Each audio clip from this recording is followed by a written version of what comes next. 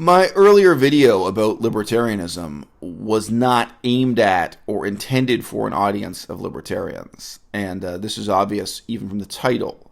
The title suggests that this is a video for non-libertarians, and this is what it said in the opening, how to handle libertarians when these people make your life miserable by trying to insist on their petty set of principles that they think is much more important than the entire historical experience of the world, because the historical experience of the world already has refuted their ridiculous principles 10,000 times over.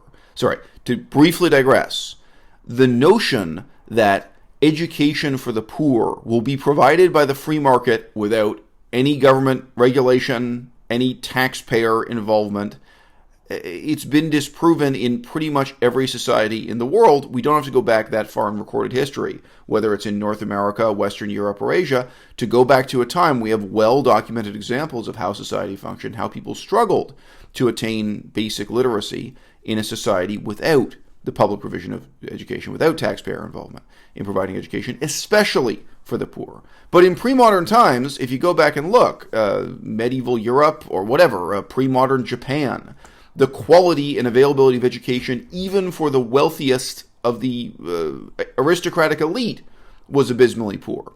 The level of education was terrible throughout society. There is very good reason why all over the world, step by step, democracies and even kingdoms really decided to step up and have government involved in providing education, especially for the poor, but not only to benefit the poor, to benefit society as a whole. There is very good reason why any sane and rational person would look at that historical experience and come to the conclusion that no, a libertarian society or an anarchist society would not be superior to a welfare state democracy in providing education for the rich or the poor, that it would be inferior.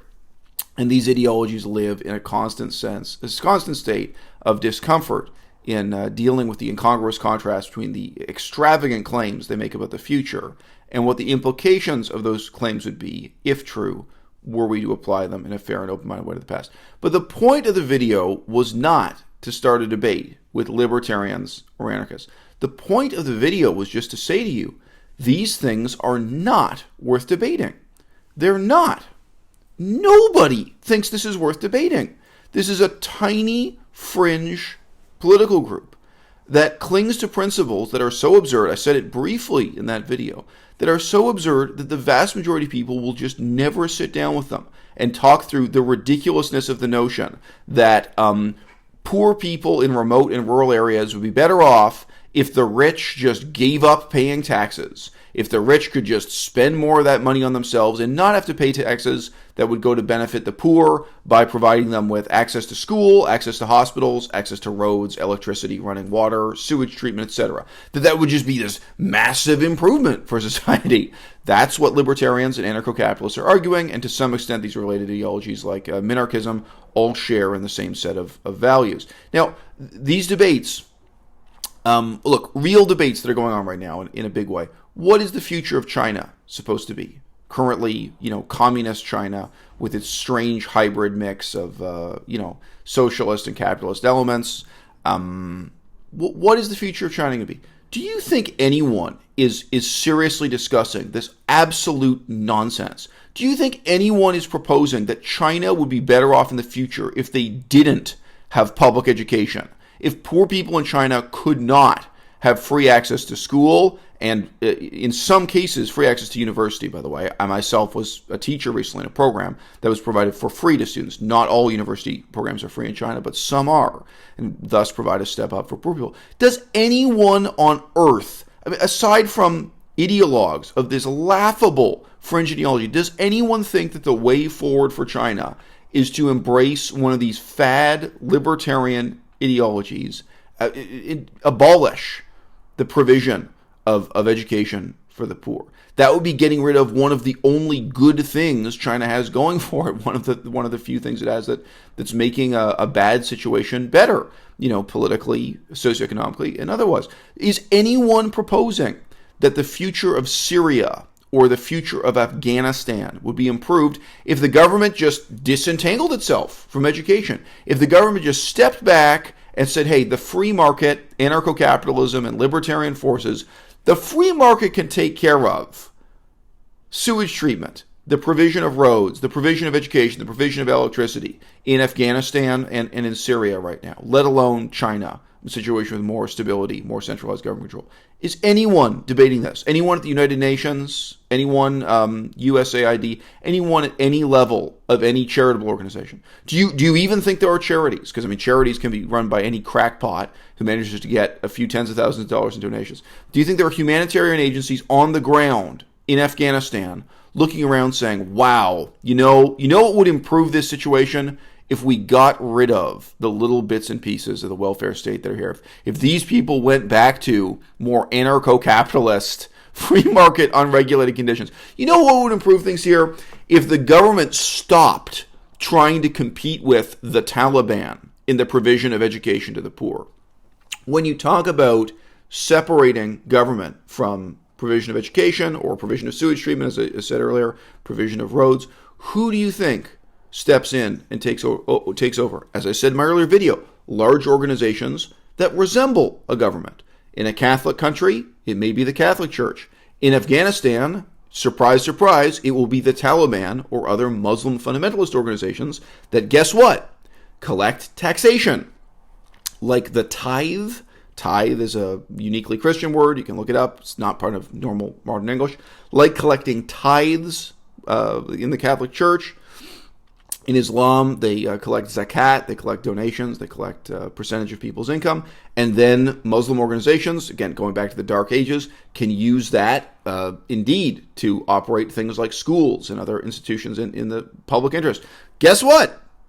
A secular, democratic government does a much better job providing education about even things like math and science, than the Taliban are going to do, let alone if you get into human reproduction, sexuality, politics, you get into things that are really challenging to the religion and its worldview. Yeah, there's actually a huge fundamental advantage.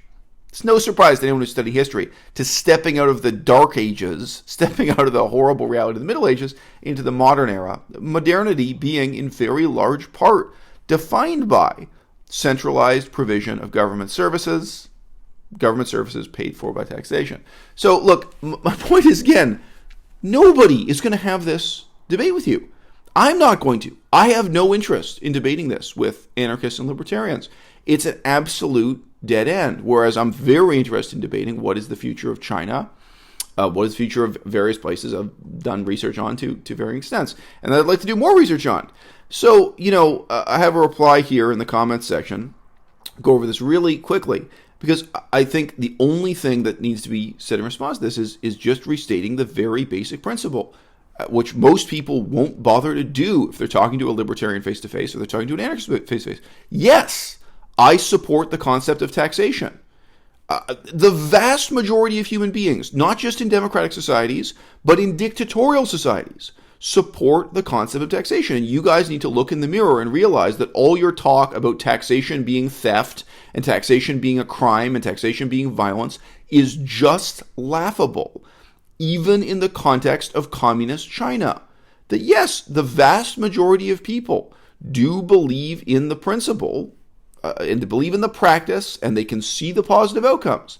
They believe that paying taxes so that roads and sewage treatment and education are provided, not to mention the military and all the other things the government does, they think that is a good thing. They fundamentally do think that rich people should pay taxes for benefits that the rich may not experience themselves, that are experienced by the poor or experienced by society at large. This is not an ongoing debate in 2018. This is a fringe, laughable internet subculture, and you guys feel like you're a big deal, but hey, why do you think you don't have a seat at the table at the United Nations? Why do you think, in the midst of all the extreme ideologies competing for votes right now in Europe, or in North America, or in the Sudan, or Afghanistan, or China, why do you think you guys don't have a voice? It's because, from the perspective of the vast majority of people, even in authoritarian societies, let alone liberal Western democracies, you are a joke. So this comment opens by saying, just because an anarcho-capitalist is against the government doing something does not mean they're against that thing being done, period. So I already replied to this in the first video. Oh, so you think the world would be a better place if Walmart provided education? You think the world would be a better place if the Taliban provided education and the Catholic Church provided education with no competition from taxpayer-funded, government-regulated services. That's what you think. You think that in Afghanistan. You think that Afghanistan would be better off without free education for the poor provided by the government taxpayers. You think that poor people on a reservation, First Nations reservation, Indigenous people's reservation, like a Navajo reservation in the United States, you think those people would have been better off if the U.S. government never provides them with free education, if they just had to look for education from for-profit corporations, religious groups like the Catholics and Muslim fundamentalists. You think that would be a better world? Well, nobody else thinks that. Nobody else looks around at that alternative and sees that as an improvement. So that was already answered in the first video, and I'm being redundant in answering it again now. There is nothing here to debate. There's no discourse here for anyone to join in. There are no possible positive outcomes to talking about this stuff, and that's why the vast majority of people, when they meet you guys face to face, they just smirk and walk over to the punch bowl or talk to somebody else at the party. This conversation is not worth having. All right? And again, when you guys try to reassure us, when you try to reassure the vast majority of the population that Walmart, without government regulation, without taxpayer incentive, without any kind of government, just the free market, whether it's called anarcho-capitalism or libertarianism, that Walmart is going to do a wonderful job providing education for poor people who can't afford to pay for that education, or that the Catholic Church or Muslim fundamentalists are going to do it. We can look back at centuries and centuries of well-documented world history in many cultures and say that is just not true in point of fact. I know you guys have come up with ludicrous bend-over-backward arguments for why. The problem is this unfair competition provided by taxpayers, and that the free market would just step up and provide this stuff. Well, why don't you even look around the world right now at disaster areas where normal government has fallen apart and see why you don't have empirical evidence of the forces of the free market stepping forth and providing good education, not for the rich, but for the poor. Look in the mirror and ask yourself, if you were on the ground doing humanitarian work in Syria right now, I don't know why you're not. If you actually went out in the real world and got some practical experience, whether in Syria or Afghanistan or in China, China being a relatively orderly society, do you think your own ideology would survive that practical hands-on experience of trying to help people and admitting to yourself what kind of government or non-government agencies and assistance would help them? I do not think it would survive at all. Anyway, so the claim that corporations can just step in and seamlessly take over these functions once government steps out, there is plenty of evidence to the contrary, whether you are left-wing or right-wing. So this commenter continues, quote, "The problem is with forcing everybody for pay to a thing that they may not agree with." So this is taxation, he means, with the threat of violence, possibly up to and including death, right? The only thing I have to say back to this, and again, the vast majority of people who care about politics agree, across the whole spectrum, left, right, up, down, the vast majority of human beings are pro-taxation. The vast majority of human beings do not believe, as you believe, that taxation is theft. The vast majority of human beings do not think it is immoral to coerce a rich person to pay taxes to benefit a poor person. On the contrary, the majority of people who care about politics, especially since Thomas More's Utopia, a genuinely medieval text of political philosophy, by the way, since Thomas More's Utopia, the vast majority of people who've cared about politics have seen taxation, the centralization of government power with taxation, as a tremendous step forward for society in every way, including, yes, simple things like the provision of roads, education, water treatment, etc. So, this is part of what I said back to him. I wrote back in my reply, the proposition I'm defending in this video is precisely that it's indeed morally good to compel you to pay for sewage treatment and to punish you, even with the threat of violence, for illegally dumping your sewage into a river or a lake, thus possibly poisoning others, or at least subverting the aforementioned sewage laws. So again, I don't care. You can describe taxation as theft. You can describe this in these bombastic terms. You can describe the enforcement of sewage treatment laws and regulations as some kind of terrible oppression. That is precisely what I am in favor of. And the vast majority of people, even though they haven't examined it, they are in favor of that too. And the suggestion that society would progress and not regress by getting rid of those things is laughable to the vast majority of people, especially people who care about politics. So I say openly, I expressly support the use of coercion on both ends of that equation. I believe in coercion to try to get Donald Trump to pay his taxes. We've recently just had an expose about the extent to which Donald Trump and his father have avoided or minimized paying taxes. I expressly support the use of coercion and law enforcement to prevent people and prevent companies from polluting rivers with sewage and what have you. I do not see any moral problem with that. And furthermore, I want that role to be taken on by a democratic, publicly accountable government under rule of law. The rule of law, plebiscite, democracy, public participation, transparency, and a rotating roster of people, members of the public at large, able to inspect and participate and govern those agencies. That's what I want. I don't want Walmart to be in charge of sewage treatment. I don't want the Catholic Church. I don't want an irresponsible religious authority like Muslim fundamentalists taking over sewage treatment. I actively prefer it to be the government, whether or not you use terms like coercion, whether or not you refer to taxation as theft. Those hyperbolic descriptions are of absolutely no interest to me. They don't change my perspective on this in any way, and this has no impact with the vast majority of people, again, who just care about politics. I say, in closing that comment, what is more important for you to learn from the video is this. Most people will never bother to explain this to you, as I've done in this video, and as I'm briefly adumbrating in this comment. The basic concept of taxation and law enforcement, for example, for sewage treatment, is so basic that nobody can be bothered to talk it through with a tiny, laughable fringe minority that rejects the premise. So, again, he then writes back with the example of he concedes he is not against sewage treatment. Well, in reality, you are, because you're against the only form and system of sewage treatment that has ever worked in the history of the world. Okay? Look at the history of sewage treatment. Why didn't it happen in the Dark Ages, in medieval England?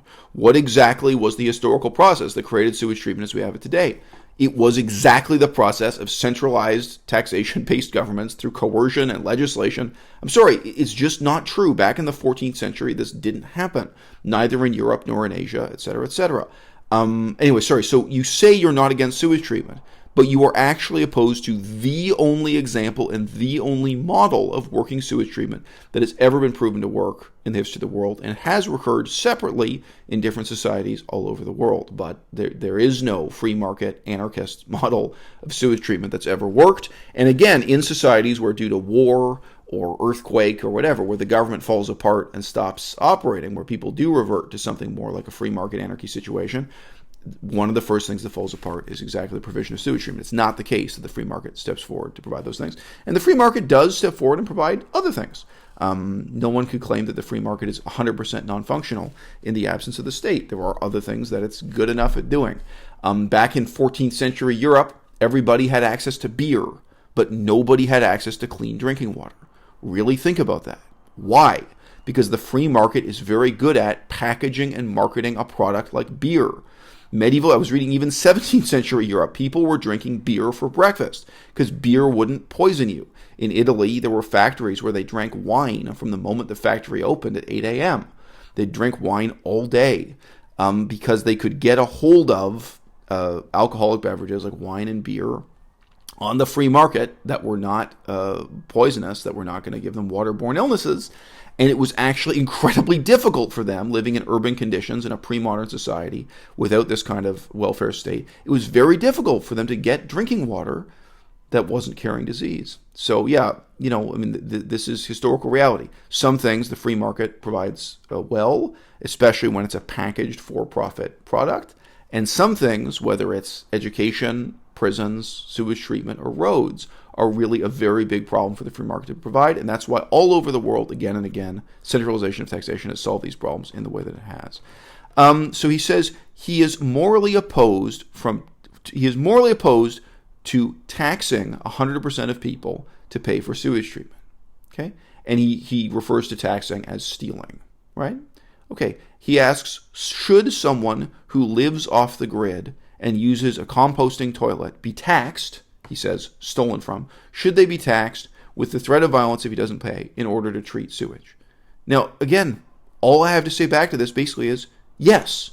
Yes, I absolutely believe that 100% of people should pay taxes to support sewage treatment. If you're so poor that you can't pay taxes, again, all Western liberal democracies, as you know, the burden of taxation is on wealthy people, not on poor people.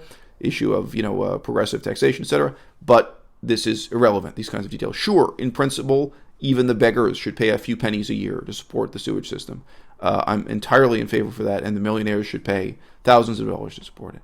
So I quote back what he says in my reply, quote, should someone who lives off-grid and uses a composting toilet be taxed with the threat of violence if he doesn't pay his taxes to treat sewage? My answer is yes. Parallel question 1. Should a wealthy person who only uses private transportation be taxed to provide public transportation to benefit poor people? Answer, yes. It doesn't matter that you're never going to use the bus, or maybe you're so rich you're never going to use the road, that you personally will never use these things. Yes, I absolutely support the use of taxation to tax wealthy people to provide roads and buses for poor people. Again, not debated. Go to Afghanistan, go to Syria, go to China. Do humanitarian work anywhere. Do humanitarian work wherever you're from. Do humanitarian work in rural Ontario and First Nations reservations and communities and poverty-stricken, hopeless, awful Indigenous peoples' reservations. And you look around and you tell me, you know what would make this better? If we got rid of the buses and the roads and the public transportation. Is that really what you're going to include? You know what would make this better? If we got rid of government-provided health care and access to education for these people so they had nothing. If you even do humanitarian work within Canada, within Ontario, go to à-bas-le-ciel. À-bas-le-ciel is a First Nations reservation. It's been in the news for a lot of its problems. It's had problems with sewage treatment too, as I recall.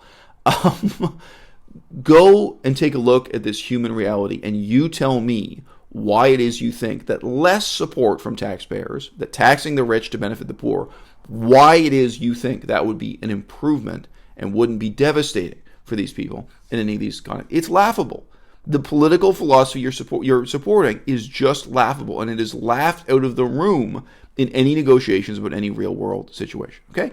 But no, I don't think there's anything immoral about Donald Trump paying for poor people to ride the bus, even though Donald Trump may never ride the bus himself. I don't think there's anything immoral about Donald Trump paying taxes so that poor children on a Navajo reservation or a Cree reservation can have access to education when Donald Trump's own children will never go to a poor people's school in a remote rural area. No, quite the contrary. I see no problem with that. And neither did Thomas More in writing his Utopia. Okay.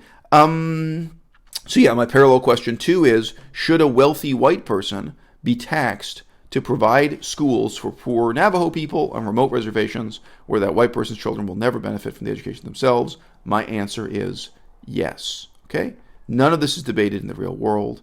In the real world, we're debating the future of China, Syria, and the USA, but nobody is engaged in debating these laughable fringe issues that you these laughable fringe issues that you cling to so sincerely.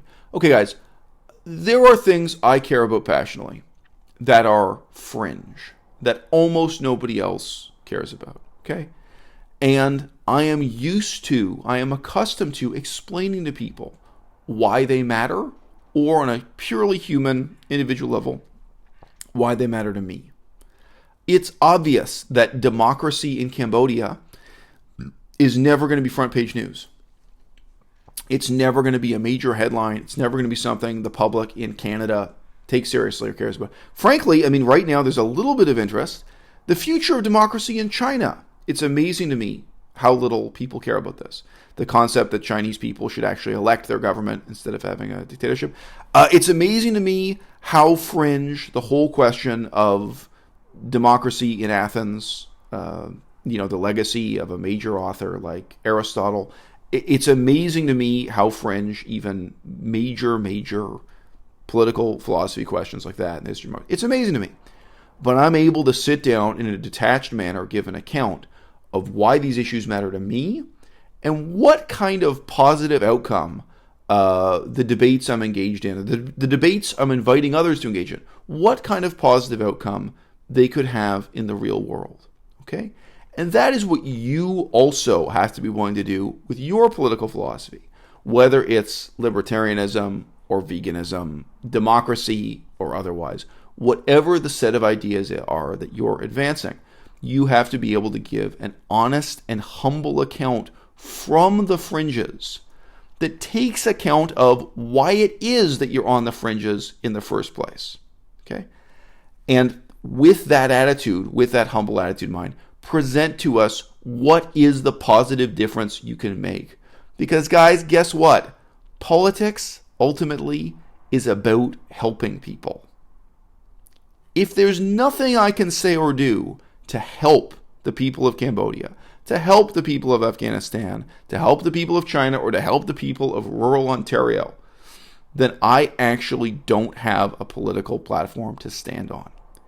And the mode of discussion that anarchists and libertarians tend to engage in is not helpful. It is purely destructive. And they carry on within their own intellectual echo chamber with basically support from people who want lower taxes, people who will support any ridiculous set of notions or excuses to lower taxes for the rich, eliminate taxes for the rich. That's what minarchism boils down to demonize taxation itself and claim that taxation is theft. Well, who are you helping? Go out in the real world, get some practical hands-on experience, go and look at how education for the poor works today. Look at the history of how it worked in the 14th century, 15th century, 16th century, down to the present. Take a look at the progress of society and centralized government that's produced the institutions we now rely on. Institutions that I detest, institutions that I'm a critic of, institutions that I do regard as oppressive to a definite extent. I mean, my own experience with government education is very, very negative. But I'm not deluded in thinking that Walmart would do a better job, that the Catholic Church would do a better job, etc. I have no such delusion, as bad as that may be and as worthy as critique as it may be. You guys are on the lunatic fringe, and you need to stop and recognize where you are on that fringes, why you're on those fringes, and then put together the case for how you can make the world a better place, how you can help the people who really need help. Donald Trump does not need you advocating for lower taxes. And you can wrap yourself in the rebel flag of anarchism, in the rebel flag of libertarianism, invoke the great name of liberty. But the reality is the cause that you are stumping for is neither more nor less than lower taxes for Donald Trump.